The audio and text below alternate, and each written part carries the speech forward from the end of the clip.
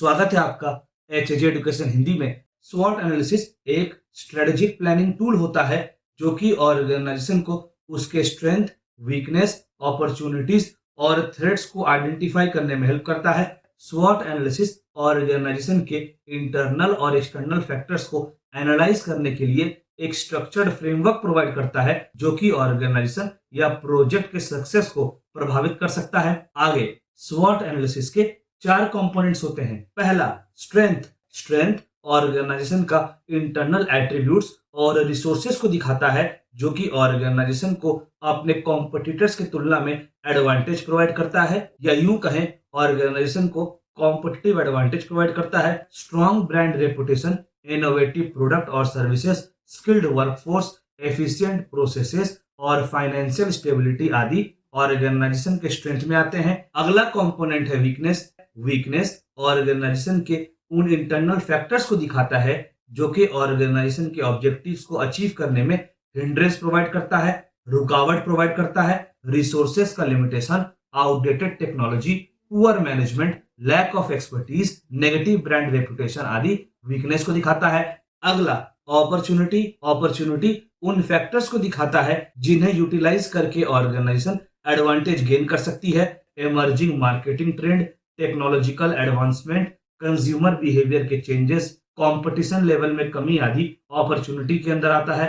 अगला threat. Threat उन factors को दिखाता है जो पोटेंशियली, संभवतः ऑर्गेनाइजेशन के परफॉर्मेंस को नेगेटिवली प्रभावित कर सकता है और कुछ सिचुएशन में ऑर्गेनाइजेशन के एग्जिस्टेंस को भी प्रभावित कर सकता है। डिसरप्टिव टेक्नोलॉजी के आ जाने से भी थ्रेट अराइज हो सकता है। कंज्यूमर के प्रेफरेंसेस और टेस्ट में आए चेंजेस से भी थ्रेट अराइज हो सकता है। अगला मॉडल है पोर्टर्स 5 फोर्स मॉडल। पोर्टर्स का 5 फोर्स मॉडल माइकल पोर्टर के द्वारा इंट्रोड्यूस किया गया था जो कि इंडस्ट्री में कॉम्पिटिटिव फोर्सेस को एनालाइज करने वाला एक स्ट्रेटेजिक फ्रेमवर्क है। यह मॉडल ऑर्गेनाइजेशन को अपने इफेक्टिवनेस को असेस करने में हेल्प करता है और ऑर्गेनाइजेशन को जरूरी इंफॉर्मेशन प्रोवाइड करता है। मार्केट एंट्री से जुड़ा, कॉम्पिटिटिव स्ट्रेटेजी से जुड़ा, रिसोर्सेज एलोकेशन से जुड़ा, ताकि रिलेटेड डिसीजन लिया जा सके, या यूं कहें ऑर्गेनाइजेशन इन्फॉर्म्ड डिसीजन ले सके। चलिए पोर्टर्स 5 फोर्स मॉडल के अलग अलग कंपोनेंट्स को पढ़ते हैं। पहला कंपोनेंट है थ्रेट ऑफ न्यू एंट्रेंट्स। यह कंपोनेंट इस संभावना का आकलन करता है, असेसमेंट करता है कि क्या चांसेस है कि न्यू कॉम्पिटिटर इंडस्ट्री में एंटर कर सकता है और एग्जिस्टिंग कंपटीशन लेवल को डिसरप्ट कर सकता है। फैक्टर्स जैसे कि entry barriers, economies of scale, regulatory requirement आदि मार्केट में न्यू एंट्री को प्रभावित करता है। एंट्री बैरियर्स का मतलब उन फैक्टर्स से है जो नए प्लेयर्स को मार्केट में एंटर करने से रोकता है, और in general sense economies of scale उस कॉस्ट एडवांटेज को दिखाता है जो ऑर्गेनाइजेशन को लार्ज स्केल प्रोडक्शन से मिलता है। अगला कंपोनेंट है bargaining power of suppliers. Suppliers का बार्गेनिंग पावर सप्लायर्स के उन एबिलिटी को दिखाता है जिसकी सहायता से वे लोग सप्लाई के टर्म्स और कंडीशंस को प्रभावित कर सकते हैं। सप्लाई के टर्म्स और कंडीशंस में प्राइसिंग, क्वालिटी और डिलीवरी शेड्यूल इंक्लूडेड होता है। फैक्टर्स जैसे कि सप्लायर्स का कंसंट्रेशन, सब्स्टिट्यूट का अवेलेबिलिटी, स्विचिंग कॉस्ट आदि सप्लायर्स के बार्गेनिंग पावर को प्रभावित करता है। अगला कंपोनेंट है bargaining power of buyers. Buyers का बार्गेनिंग पावर बायर्स के उन एबिलिटी को दिखाता है जिससे वे इंडस्ट्री प्लेयर्स के साथ फेवरेबल टर्म्स को नेगोशिएट कर पाते हैं। फेवरेबल टर्म्स में लोअर प्राइसेस, हायर क्वालिटी और बेटर सर्विसेज इंक्लूडेड होता है। यहां भी बायर्स की संख्या, बायर्स का कंसंट्रेशन, सब्स्टिट्यूट का अवेलेबिलिटी, स्विचिंग कॉस्ट आदि बायर्स के बार्गेनिंग पावर को प्रभावित करता है। अगला थ्रेट ऑफ सब्स्टिट्यूट प्रोडक्ट और सर्विसेज। यह फोर्स इस बात का आकलन करता है, इस बात का असेसमेंट करता है कि अपने नीड्स को फुलफिल करने के लिए कस्टमर्स किस हद तक ऑल्टरनेटिव प्रोडक्ट्स या सर्विसेज पर स्विच कर सकते हैं। सब्स्टिट्यूट्स का अवेलेबिलिटी, अवेलेबल प्रोडक्ट्स या सर्विसेज का क्वालिटी, प्रोडक्ट्स या सर्विसेज का प्राइस और प्राइस के अकॉर्डिंग प्रोडक्ट्स या सर्विसेज का परफॉर्मेंस आदि यह तय करता है कि कस्टमर्स किस हद तक ऑल्टरनेटिव प्रोडक्ट्स या सर्विसेज में स्विच करेंगे। अगला कंपोनेंट है इंटेंसिटी ऑफ कॉम्पिटिटिव राइवलरी।